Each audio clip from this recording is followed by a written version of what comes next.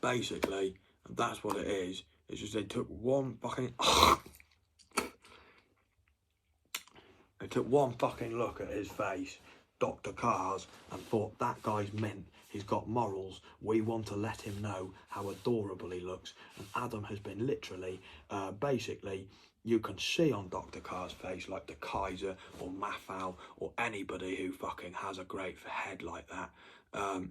Dr. Carr, I believe, his own, it's just a mint head. It's like, it makes Maffau and fucking, they copied his head. He was the original head. He was fucking, like, you can just see it. You can just see how mint he is. The fact that, like, 3 different girls hit on him just for having, they just want to meet his father, basically.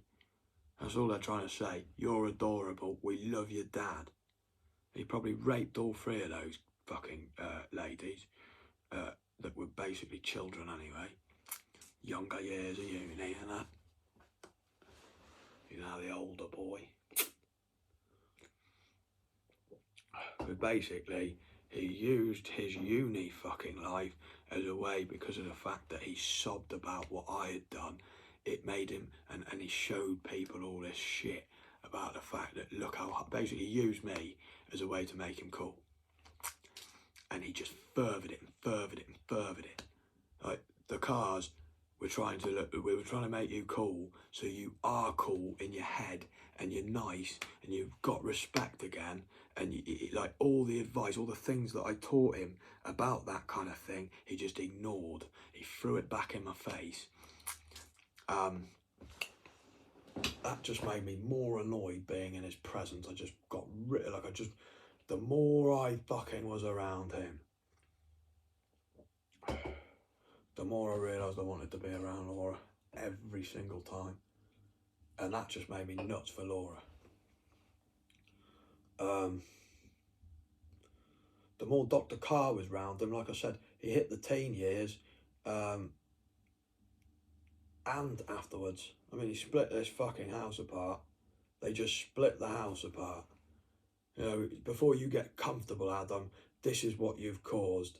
You've not only lost your mate forever, thinking that you will get him back, you know, show him to Laura. I realise now the impact of fucking, I should have just spoke to Laura then, but I had that little self-worth by Adam, and I thought he meant something that much, and I felt like I still had to respect him that much, that fucking, I felt very hurt about the fact I didn't have the balls to speak to him, and I thought, I can't speak to you now, and that just really hurt. It was like you're trying to say the whole time, you've been abused, not just by all these people, but by this fucking kite more than anyone, and we all have. He was that little fucking one that got away. Why? Because he lived under the roof of Dr. Carr, and like I showed you, there you can see the massive difference.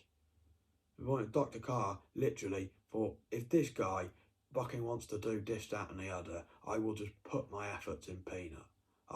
I'll pass on my morals to Peanut. Why? Because he actually has morals. He might be the dumbest fuck there is, but he actually sticks by his morals. He never fucked another girl. In fact, he went out of his way to try and make many girls feel good about themselves.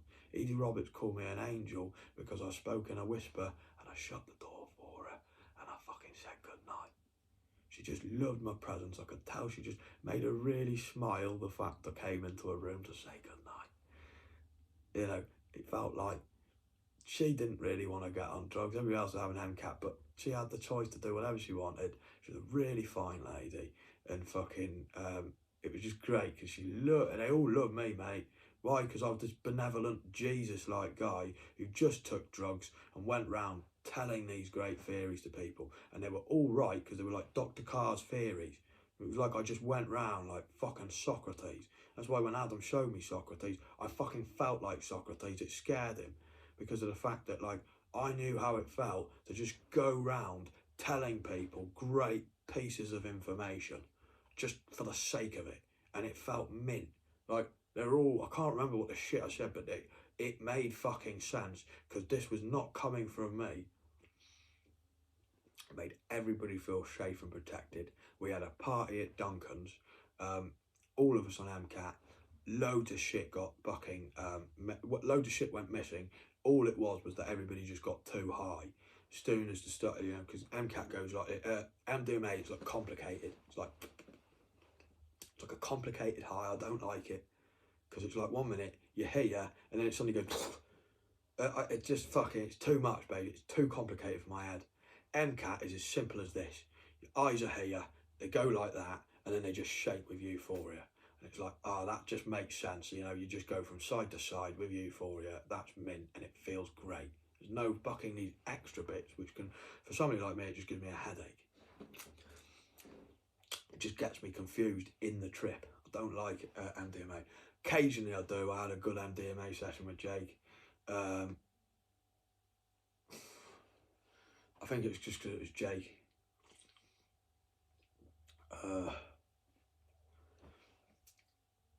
I met Jake, Adam, and that's how Dr. Carr put his faith in Peanut, in the sense of he gave me these great characters. Jake just reminded me of Dr. Carr. It was like having Dr. Carr as a big mate. I'll tell you what, I'll get you a fucking picture. Why? Because I've got Facebook, mate. Just go on fucking Facebook, put in Jake Holton. They're the ones you can see. Oh, for fuck's sake, I was just putting Jake Holton on Google. Dick. Well, he should be on Google, he's mint. He was fucking sick. You thought Gary was fucking rock and roll. Jake Holton didn't even make the fucking stage. He was that fucking rock and roll. He died from fucking, he died from a heroin overdose, amphetamine and something else. I really thought he was going to come back on me. So I turned to him and I said, I saved some for him.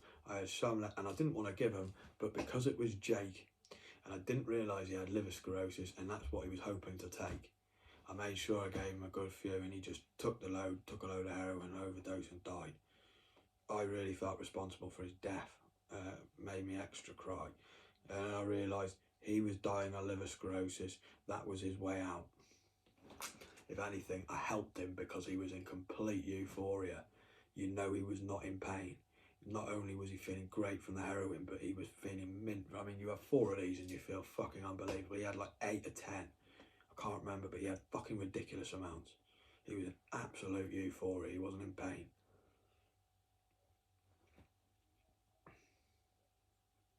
Wayne Rooney. Oh, Shrek. Still the best teenager footballer's ever seen. Oh, Wayne. Nobody comes close. Oh, you never knew about these. The boy I used to just mention footballers to throw you. You look like Juan Mata. You know, when you were just going on about bullshit which I did not understand. Yeah, that's what I'd say. And I would mention footballers, if he did ever check them out, that looked like him. You know, I'm very good at nailing you to the post. Right, let's get rid of that kike and that kike. Why? Because I don't want him even on my search suggestions. Why? Because he's just horrible. One of the worst people I've ever known. As you can see, it's the first time in my life I've realised how manipulative he's been, how fucking disrespectful he's been to fucking people who really mattered in my life anyway. He's always with some boys, Jake Holton. He's the one on the left. Always fucking doing something with some boys. The point where his dad fucking was like, what do we call it? His brother. It was just a shame what his dad did, but mate, his dad was tough as fuck. He looked like fucking Sylvester Stallone. I mean, it kept me laughing, mate, tell you the truth. You could tell I was down in the dumps. He gave me a few great stories which just kept me laughing. Like he fucking Sam, I decided to put my WKD in, drive in a ditch, basically. By 2 PM he was in a ditch. He went to fucking, I think it was Hackney. somewhere like there, doing a job, or Croydon. It was fucking Croydon. He was doing a job, and he got paid. His dad's company got paid on a Tuesday, and they've all changed the fucking pictures. That mint, basically showing some great photos of a brilliant bloke, mate. Why? Because he's worth the fucking wait. Somebody's gone back onto his photos basically to show this guy was special, mate. This guy was worth all the time in the world. He would give you all the time in the world. One of the greatest things his girlfriend ever said was, "This is what Jake personally said," and she knew I needed to hear it because people used to make me feel bad about how much I loved Jake Holton because he just was sick.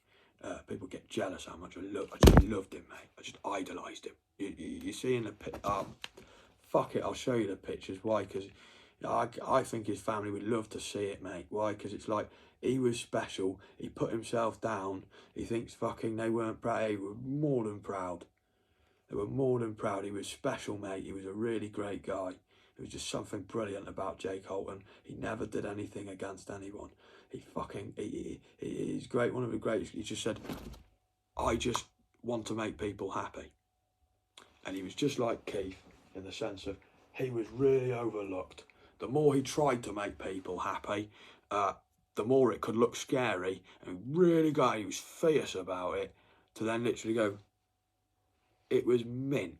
The bravery he had to look like the most scariest guy in society, to literally give somebody he felt sorry for a wave to make them feel good about themselves, was mint. He did it sick. He was really giving. He personally, I believe, saw my Facebook argument, because he came a few months before. I challenged him. He was with a mate. He just found it hilarious because I'm like this tiny little peanut on my own with a dog. He saw the fact I had this Facebook argument. It was the one guy who thought, this guy's hilarious. This guy's so funny. I love the lines he uses. I love this guy. I want to fucking meet the little fuck because he feels like a mate. And he was the only guy who ever saw something like that and thought, I want to make this guy's day. Check me out. He made sure he knew, because he knew if he hung around outside my flat, given by the fact that fucking what he's like on Facebook, he'll come out of his flat in a minute anytime soon and be like, "Are you all right, mate?" And it's exactly what I did alive on arrival. He just laughed his head off to the point where it was my mummy going, "He's an all right guy, he is." Trusting him. And then a few months later, he just somehow ended up getting a girlfriend just over here, went out of his way to find a really fine lady who had been fucking abused, basically. She was lovely, somebody who I could look up to. He went out of his way to find that one person who I could look up to as an idol, because he knew that he didn't have long. He wanted to leave a legacy. And he saw this and he thought, this is the guy who can leave my fucking legacy. What a fucking it was just beautiful, mate. I've never felt more honoured in my life. It never felt more rock and roll. Keith would have loved the shit which we did. It was like every night we were playing rock. We were playing your shit, Keith. We always played the Keith Richards version of the Stones. Went out of his way to say, look, basically, the Stones were fucked without Keith. And we just loved taking the piss out of Mick Jagger. He was mint at taking the piss out of Mick Jagger. He's great. He would go about in a different approach. He was really loud. He was really good at taking the piss out of that disco sound, but still keeping it rock. It was unbelievable. He really had an incredible voice. You thought I was good at singing. This guy was everybody I learned from. He was everything I learned from, mate. He just had a special head. A head that was just, it wasn't about, yeah, you could get anybody. Yeah, and there's a great fucking fur. You crazy Dutch bastards, and he gets a caddy. Jake wasn't about that. He looked beyond all that. He thought, yeah, I can get all these people, but the thing that mattered more to him than anything was the fact that he fucking suffered for his mummy. He was the kid everybody was afraid to have as a mate, because he was always out and about when they were all gone to home and all their parents were like, no, you can't have him as a mate. He was that kid. He was like the fucking coolest kid you could have ever had. Just bestow himself upon you and give you everything he could give, basically. It was amazing. I'm only realising now all that abuse has been lifted off my shoulders. I'm only realising it now how much he fucking mattered. How much he made a difference in my life. He just elevated me. It was like, basically, and I was able to do that fucking pose to you, Adam, which you did to me. Basically, oh fucking hell. Yeah, to get back at you. And suddenly look, I've got somebody who looks like a Mexican bandit. He looks that fucking intimidating. He was a great big fuck off tiger. He taught me all the quotes on Scarface. He taught me everything you would have wanted to hear. Basically, you thought you could take all the shit from me to make you cool to rape children. Oh, mate, somebody saw me and thought, fucking hell, saw right through you. Saw that argument. Saw what fucking these boys had done in respect to what you did to me. I thought, I'm gonna give him something fucking echoes in eternity.